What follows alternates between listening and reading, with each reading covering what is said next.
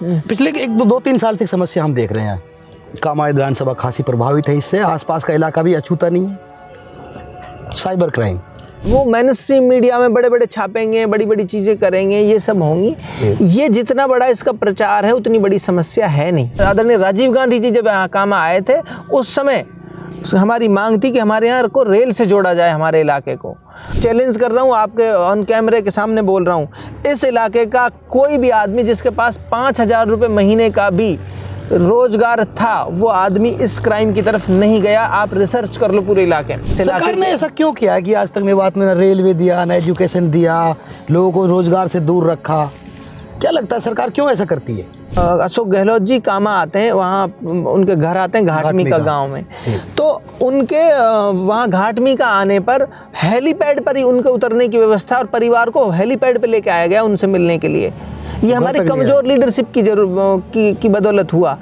और जिस किसी आदमी का भी ये उनको थ्रेट लगती थी ना कि ये आदमी ठीक से कमा रहा है, ठीक से काम कर रहा है, और ये आने वाले समय में हमारे लिए और हमारे बच्चों के लिए रोड़ा बन सकता है, मुसीबत बन सकता है, हर उस आदमी को तबाह करने की पूरी कोशिश की जाती है। ये आप जाहिदा खान के लिए बोल रहे हो? हमारे वहाँ ये कहते हैं वो कि डबल इंजन की सरकार है। डबल का यहाँ तो डब्बे भी 4-4 जोड़ रखे हैं। बाबा तू भी लटक जा, बेटी तू भी लटक जा इस रेल में, और बेटा तू भी लटक जा, और प्रधान जी तू भी लटक जाती है। तो क्या लगता है आपको, मेवात के लोग काबिलियत समझते हैं? मैं आपसे ये जानना चाहता हूँ कि कैपिटलिज्म की इस दुनिया में जो लोग गरीब है, गरीबी की मार झेल रहे हैं जो लोग, उन तक इस शिक्षा ही समाधान नाम की जो टॉर्च है आपकी, इसकी रोशनी आप कैसे पहुंचाओगे? उन लोगों से आप क्या कहना चाहोगे जो लोग समाज का निर्माण तो चाहते हैं, सभ्य समाज का निर्माण तो चाहते हैं, डेवलपमेंट चाहते हैं, पर महिलाओं को शिक्षा से वंचित ही रखना चाहते हैं?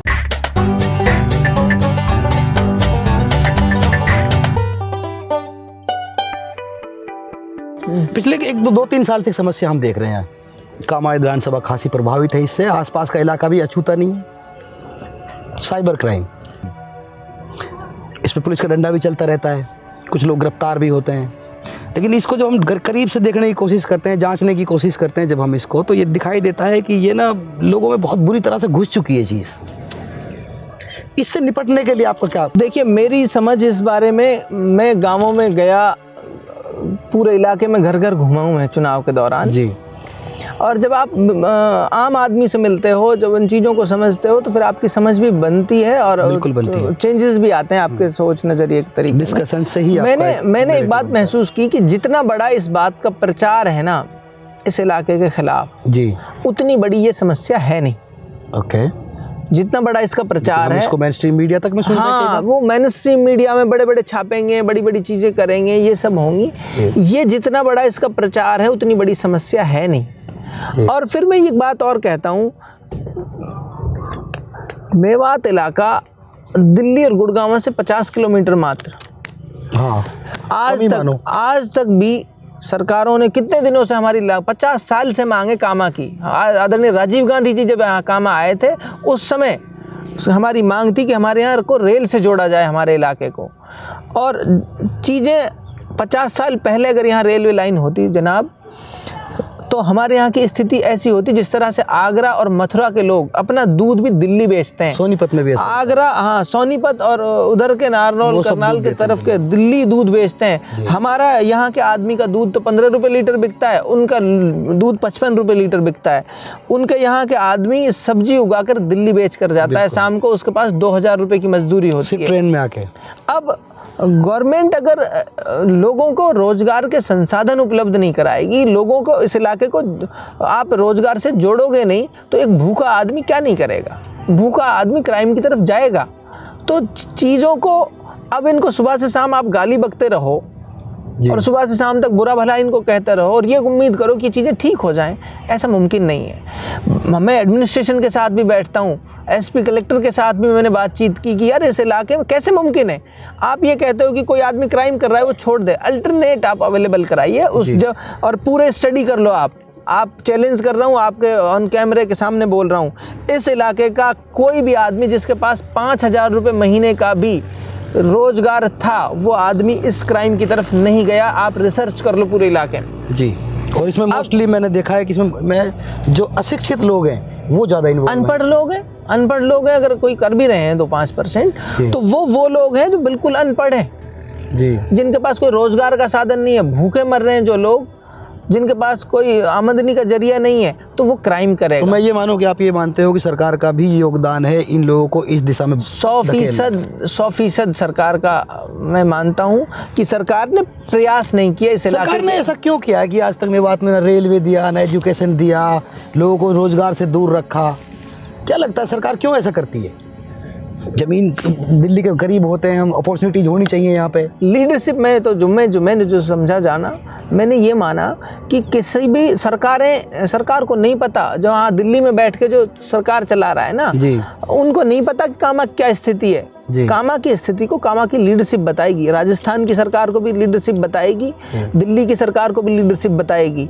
हमारे यहाँ पिछले साल एक मसला हुआ नासिर जुनैद के मामले में जी, राजस्थान का मुख्यमंत्री आता है यहाँ हमारे यहाँ इलाके में, ठीक है, अशोक गहलोत जी कामा आते हैं, वहाँ उनके घर आते हैं घाटमी का गांव में, तो उनके वहाँ घाटमी का आने पर हेलीपैड पर ही उनके उतरने की व्यवस्था, और परिवार को हेलीपैड पे लेके आया गया उनसे मिलने के लिए।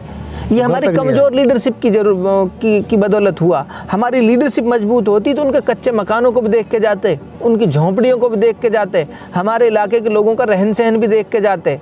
क्यों नहीं देख के गए?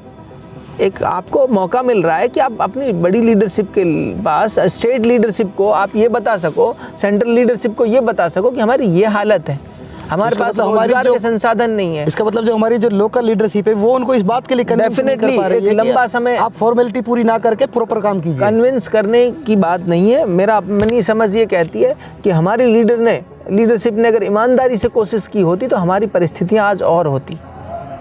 और लगता है ये लोगों ने बार-बार इस लीडरशिप को क्यों चुना है फिर मेवात के लोगों ने?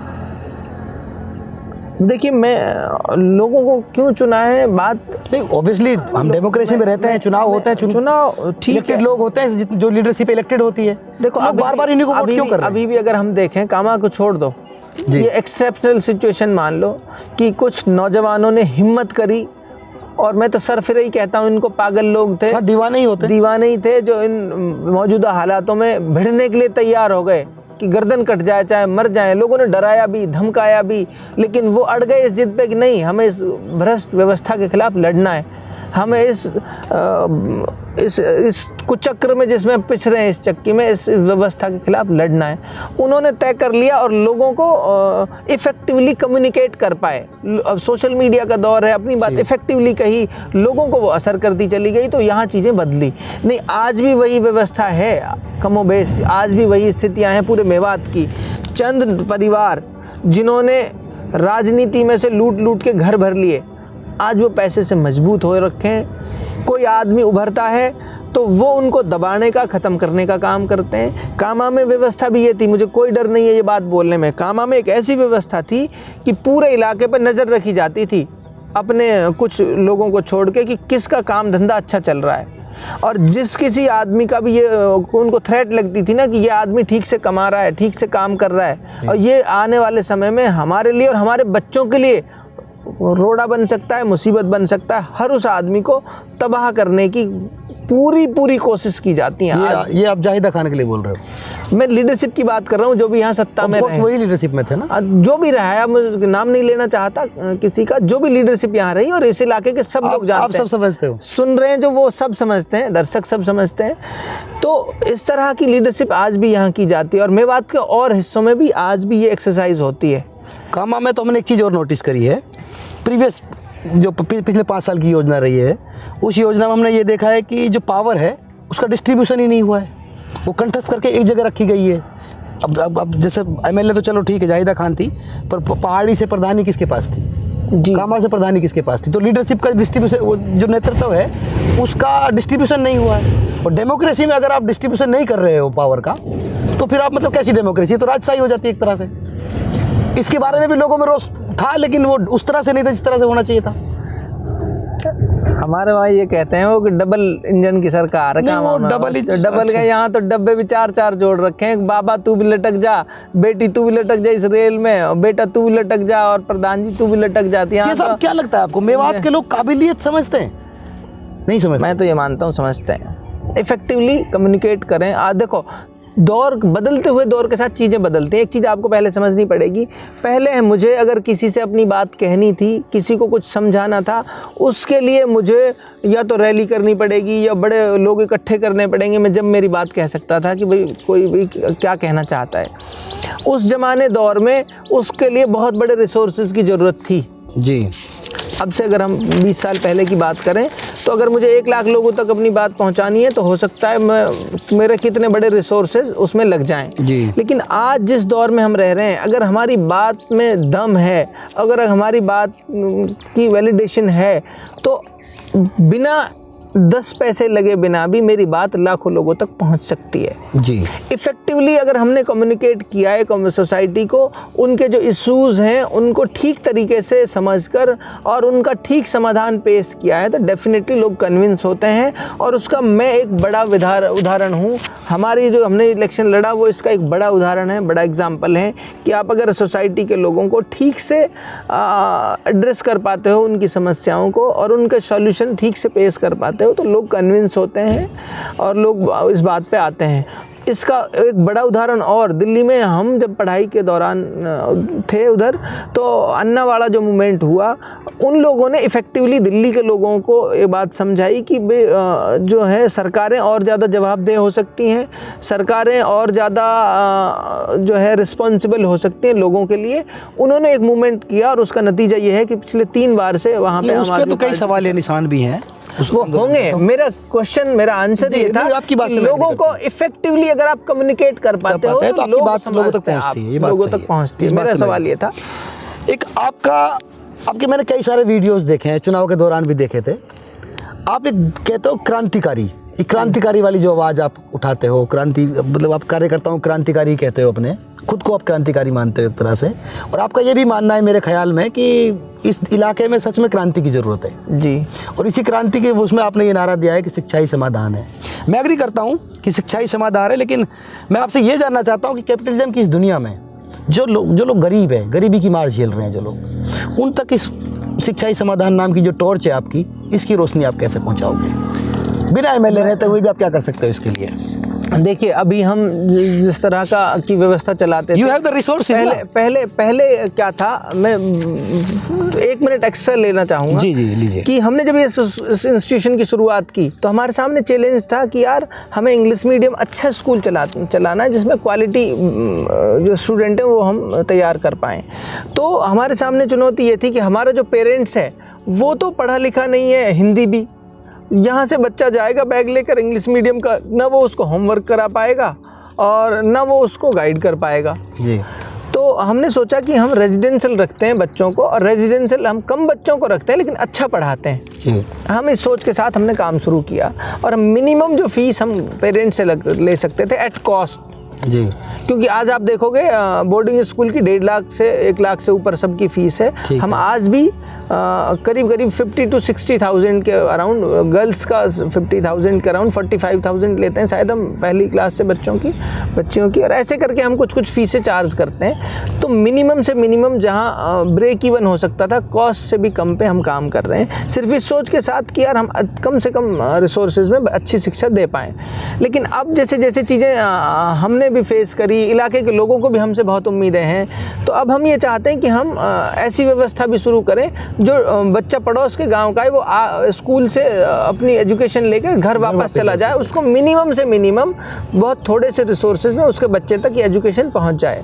तो हमारी भरपूर प्रयास हैं इस तरफ, हमारे पूरे फोकस हैं हम इस बात पे कि आप करो। और उसके लिए इस तरफ भी है हमारी एक व्यवस्था और हमने इस बार लागू की है कि हम हर साल कम से कम 50 ऐसे बच्चे सर्च करके गरीब फैमिलियों के जो गाँवों में बिल्कुल ऐसे हैं, लोअर मिडिल क्लास जो फैमिलीज से आते हैं, गरीब तबके से जो आते हैं, उनके बच्चों को हम फ्री ऑफ कॉस्ट भी अपने पास रखेंगे।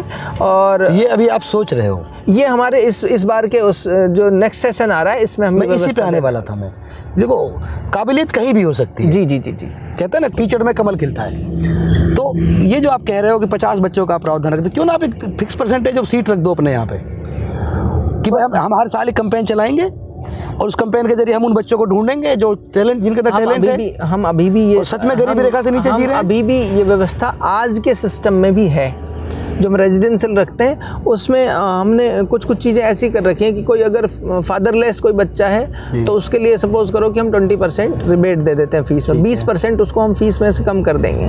कोई बच्चा फादर और मदरलेस है तो उनके लिए उनकी फाइनेंशियल कंडीशंस के बेसिस पे उसको जैसे स्कूल फीस वेव कर दी, उसकी हॉस्टल फीस वेव कर दी। ये आज भी व्यवस्थाओं का पार्ट है। कोई ऐसे केसेस जो स्कूल नोटिस करता है कि इनको ज़रूरत है, ये बच्चा अच्छा है पढ़ने में, इनको फीस में रिबेट की ज़रूरत है, इनको फाइनेंशियली सपोर्ट करने की ज़रूरत है, उनको आज भी इस व्यवस्था में भी, एग्जिस्टिंग व्यवस्था में भी इसको आप कंटिन्यू रखते हुए आप वो भी कीजिए। हमारा सजेशन है आपके लिए, उसकी ज़रूरत है, उस पर हम काम कर रहे हैं। डेफिनेटली हमारी एक पूरी व्यवस्था है स्कूल में, और हमारे जो लिमिटेड रिसोर्सेज हैं उन सब रिसोर्सेज में मैक्सिमम टू मैक्सिमम जितने लोगों तक हम पहुंच सकते हैं उसकी प्लानिंग कर रहे हैं। कई बार ऐसा रहता है कि हम प्लान करते हैं, रखिए प्लानिंग और एग्जीक्यूशन में भी वेरिएंस आते हैं। जो कई बार प्लान कर रहे होते हैं एग्जैक्टली वैसी चीज़ें नहीं होती, तो फिर आप रिव्यू करते हैं खुद के डिसीजन को। एक पर्टिकुलर टाइम के बाद रिव्यू भी हम कर रहे हैं, रिव्यू करके फिर हम नेक्स्ट बेस्ट स्ट्रेटजी के साथ वापस मैदान में है कि भाई अब हमें ये चेंजेस करके और फिर और इसको बेहतर व्यवस्था को और ज़्यादा रिस्पॉन्सिव बनाना है और ज़्यादा इंटरेक्टिव बनाना है कि वो ज़्यादा से ज़्यादा लोगों तक और हर उस आखिरी लाइन के व्यक्ति तक ये व्यवस्थाएं कैसे वो आखिरी लाइन के व्यक्ति का ख्याल रखना जरूरी है। उसके लिए बिल्कुल सोच रहे हैं इस बारे में। एक शब्द हम सुनते हैं वुमेन एम्पावरमेंट। जी, मेवात की महिलाओं को जब मैं देखता हूँ तो कई बार तो मतलब आंसू से आ जाते हैं, रोना आ जाता है। खेतों में काम कर रही हैं, चिकित्सा सुविधाएं नहीं हैं, अपनी बात रखना नहीं आता, बोलना भी नहीं जानती, घूंघट प्रथा आज भी आप सब जानते हैं वो सब चली आ रही है। वुमेन एम्पावरमेंट के बारे में आपका क्या टेक है? देखो आपने 2-3 चीज़ें कह दी इस बीच में कि घूंघट रखती हैं और अभी भी बोलना नहीं जानती। नहीं, एक होता है मैं मेरी बात कह रहा हूँ, लेट मी कंप्लीट। मैंने इस सब कंटेस्ट में जब मैं सोचता हूँ तो मुझे वो जामिया की वो बुर्का पहनने वाली लड़कियाँ याद आती हैं। बुर्का इज समथिंग एल्स। घूंघट बेसिकली आपको समझ, या तो आपको मेवात के बारे में आप जान नहीं रहे हो। मेवात के बारे में मेवात यही है। हाँ, मुझे मेरी बात सुनो, मेरी बात सुन लो आप, पूरी मेरी बात सुन। मैं यहाँ पर घूंघट, एक सेकंड, मैं सिर्फ यहाँ पर ये कहना चाह रहा हूँ कि जब हम रिफॉर्म्स की बात करते हैं तो रिफॉर्म्स महिलाओं के लिए क्यों नहीं? मेरी बात तो कहने दो मेरी पूरी। घूंघट बेसिकली जो इस्लामिक जो आज के डेट में मैं बात की बात करूँ, पहले तो ये हिंदुओं में भी घूंघट की प्रथा है। हाँ बिल्कुल थी। मैं हमारे समाज की जो आज की बात जो मैं कर रहा हूँ वो पर्दे वाले कॉन्सेप्ट का अल्टरनेटिव के तौर पर उसको इस्तेमाल करते हैं, ठीक है, आज के तौर पे। अब दूसरी बात मैं ये कहता हूँ कि घूंघट के साथ भी, पर्दे के साथ भी, बुर्के के साथ भी वो चीज़ें हो सकती है। ये हमने जामिया की लड़कियों उसका एग्जाम्पल है। जामिया में जिस तरह से जामिया मिलिया की बच्चियां जिस तरह से बुर्का पहनकर जिस तरह से उन्होंने पूरी दुनिया में उनकी आवाज़ गूंजती है, जिस दमदारी और हिम्मत और दिलेरी के साथ उन्होंने अपनी बात रखी वहाँ पर, इसका मतलब ये है कि बुर्का या घूंघट कोई बैरियर नहीं है। राजपूत समाज की बेटियां भी अगर पढ़ना चाहती हैं तो घूंघट और बुर्का उनके लिए कोई, मैं नहीं कह रहा बुराई है ना, मैं घूंघट के खिलाफ हूँ। मैंने सिर्फ मुझे मैंने समस्याएं मतलब आगे हालत में जब बात की मेरी अपनी समझ ये है मैं ये बात मानता हूँ, अगर किसी भी समाज को आपको समझना हो कि ये समाज किस स्थिति में खड़ा है तो आप उस समाज की औरतों को उठा के देख लो, आपको पता चल जाएगा कि ये समाज किस स्थिति में खड़ा है। जी, डेवलपमेंट के पॉइंट ऑफ व्यू से, सोच के पॉइंट ऑफ व्यू से, नज़रिए के पॉइंट ऑफ व्यू से, तो डेफिनेटली बड़े रिफॉर्म की ज़रूरत है कि वुमेन एम्पावरमेंट के लिए, और उसके लिए इस दिशा में ही काम करने की ज़रूरत है कि महिलाओं को, बच्चियों को अच्छी एजुकेशन की व्यवस्थाएं की जाएं। उस दिशा में सोचने की ज़रूरत है। जब हम उस दिशा में सोचेंगे तो जब बच्चियां समझने लगेंगी कि दुनिया के तौर तरीके, जब उनको अल्टरनेटिव, आज जो व्यवस्था में वो जी रही हैं, दूसरी अल्टरनेटिव व्यवस्थाएं क्या हो सकती हैं, बेहतर तरीके से उनकी ज़िंदगियां क्या हो सकती हैं, वो इकोनॉमिक सिस्टम में कैसे पार्टिसिपेट कर सकती हैं, कैसे सोशल जो सिस्टम है उसमें उनका कैसे इन्वॉल्वमेंट बढ़ सकता है, इन सब चीज़ों पर चीज़ें तभी निकल के आएंगी जब बच्चियों को एजुकेशन से जोड़ा जाएगा, जब बच्चियों को मौके दिए जाएंगे कि वो इस इलाके से बाहर जाकर, इस मुल्क से बाहर जाकर भी एजुकेशन हासिल करें, तालीम हासिल करें, काम करें, वो इस पे तो तब चीज़ें ठीक होंगी। और डेफिनेटली हम इस पे काम कर रहे हैं कि लड़कियों के लिए हम हमारे एग्जिस्टिंग सिस्टम में भी हमने मतलब आप ये 30% से भी ज़्यादा का हमने फीस में वो कर रखा है, डिस्काउंट कर रखा है कि बच्चियों को बात की महिलाओं को आपने एक स्कूल से ठीक नहीं कर सकते। आप एक लीडरशिप में अब आए हैं, अब आप चुनाव लड़ रहे हैं, यहाँ से लीडरशिप में आप क्लेम कर रहे हो कि आप मुझे लीडरशिप दीजिए, मैं आपका यहाँ बदलाव लेकर आऊँगा, है ना। तो उसमें सिर्फ मैं आपके स्कूल की बात नहीं कर रहा हूँ, ठीक है, आप अपने स्कूल में अपने तौर पे कर रहे हैं, वो ठीक है, अच्छी बात है। लेकिन मैं ये जानना चाहता हूँ कि पूरे जो इलाके में जो लोग मैं बताता हूँ आपको कैसे ताकत, उनको आप कैसे कन्विंस करेंगे? मेरी बात सुनो, कैसे मेरी बात सुनो। हम महिलाओं की भागीदारी को लेकर कितने गंभीर हैं, कितने चिंतित हैं, उस पर मैं आपको एक उदाहरण बताता हूँ। इलेक्शन से 1 साल पहले हमने पहली बार इस विधानसभा में और पूरे मेवात में हमने एक एक्सपेरिमेंट किया। हमने महिलाओं की 10 टीमें बनाई अलग अलग, और महिलाओं को उन महिला वोटरों तक भेजा जिन 50% मतदाताओं तक कोई आज तक वोट मांगने नहीं पहुंचता। हमने अलग अलग टीमें बनाकर, महिलाओं की टीमें बनाकर महिलाओं तक भेजी, और हर घर तक वो महिलाएं गई, हर घर तक।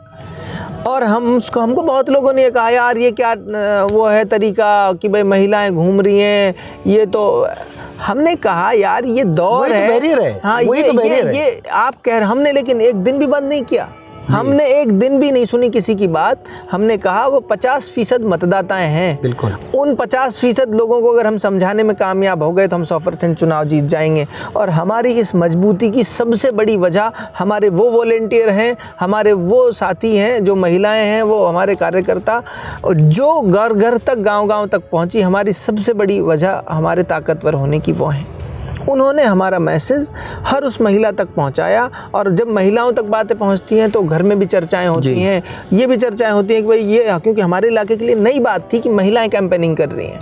तो हमने इस बात को हमने महिलाओं को की हिस्सेदारी को जब हमने समझा कि इनकी हिस्सेदारी, इनकी भागीदारी ज़रूरी है, तभी हमने ये सब एक्सपेरिमेंट किए। हम कहते भी रहे कि अगर हम विधानसभा चुनाव जीत कर आते हैं या नहीं आते हैं, लेकिन इससे बड़ा मैसेज जाएगा कि महिलाओं को ये पता चलेगा कि हमारे वोट की ताकत है, ये इसको पहचानना जरूरी। उन लोगों से आप क्या कहना चाहोगे जो लोग समाज का निर्माण तो चाहते हैं, सभ्य समाज का निर्माण तो चाहते हैं, डेवलपमेंट चाहते हैं, पर महिलाओं को शिक्षा से वंचित ही रखना चाहते हैं? क्या वो बना सकते हैं एक पूरा संपूर्ण समाज बिना महिलाओं को शिक्षित किए? शिक्षा वो या तो वो आदमी शिक्षा को समझते ही नहीं है। बेसिकली शिक्षा कोई नौकरी करने का नहीं या जॉब लगने का ही काम नहीं है। शिक्षा तो आपको सही और गलत में पहचान सिखाती है। अब कोई आदमी ये समझता है कि भाई मेरे घर की बेटी, मेरे घर की महिला, मेरे घर की माँ, ये समझे ही मत कि सही गलत क्या है, तो उसको बेवकूफ़ कहूँगा जो आदमी ये सब कर रहा है। तो वो शिक्षा का बहुत व्यापक स्तर पे हो रहा है। मैं बात में ये नहीं, वो फिर उसको शिक्षा की सही समझ नहीं। ऐसे बहुत है, मैं किसी एक का नाम नहीं बोल, बहुत मैं अक्सरियत है ऐसे लोगों की। देखो माँ बहन बच्चियाँ जो स्कूल जा रही हैं, कॉलेज जाती हैं, उनके पीछे पता नहीं क्या लगा हुआ सिस्टम की। देखो आप इस बारे में मैं फिर करेक्ट करूंगा। आप इसमें कहिए भी बात के लोगों को, मेरी बताइए लोग आपको। उसमें मैं करेक्शन करना चाहता हूँ।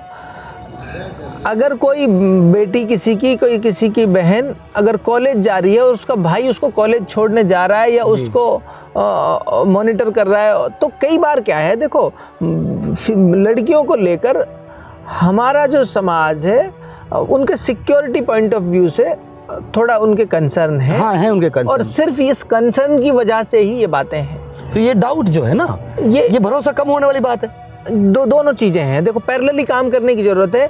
आप एक साइड से काम नहीं कर सकते। आप ये कहो कि जिनकी लड़कियां हैं वो लड़कियों पे भरोसा करें, उसके पैरेलल आपको ये काम करने की ज़रूरत है। जिनके लड़के हैं उनको तमीज़ सिखाएं। हाँ, वो भी जरूरी है। वो पैरेलल काम होगा जब सोसाइटी में भरोसा जब डेवलप हो जाएगा ना। जब जैसे मैं एक पेरेंट्स हूँ, मैं बहुत पढ़ा लिखा हूँ, मेरी बहन है, मेरी भतीजी है, मेरी बेटी है, उनको लेकर मेरे भी कंसर्न है कि वो अगर कॉलेज जा रही हैं, स्कूल जा रही हैं, तो उनकी सेफ्टी सिक्योरिटी देखो एक कंसर्न है। और जब समाज का ठीक निर्माण होने लगेगा, जब हम लड़कों को भी बराबर डांटने लगेंगे, लड़कों से भी ये पूछने लग जाएंगे कि सुबह से अब तू कहाँ था, लड़कियों से 10 सवाल पूछ लेंगे हम जी। कि सुबह से कहाँ थी, कहाँ गई, बता के क्यों नहीं गई। लड़कों से हम कभी नहीं पूछते। ये माइंडसेट का फर्क है ना। हाँ, तो जब वो एक पार्ट ठीक होगा तो दूसरे पे अपने आप काम शुरू हो जाएगा। जब पेरेंट्स को ये फील होने लग जाएगा। प्रॉब्लम तो ये है ना कि वो कब होगा। आप ये कह रहे हो कि पहले लड़कियां, अभी थोड़ी देर पहले आप ही ने कहा कि आज के जो मॉडर्न वर्ल्ड में जब दुनिया आर्टिफिशियल इंटेलिजेंस की बात कर रही है, वर्चुअल वर्ल्ड की बात कर रही है, इसकी बात कर रही है, उसकी बात कर, टेक्नोलॉजीज की बात कर रही है, हम आज भी नहीं उलझे हुए हैं। नहीं देखो, ये दोनों चीजें डिफरेंट है। इसको अगर हम और डिले करते हैं तो फिर हम कहाँ जाएंगे।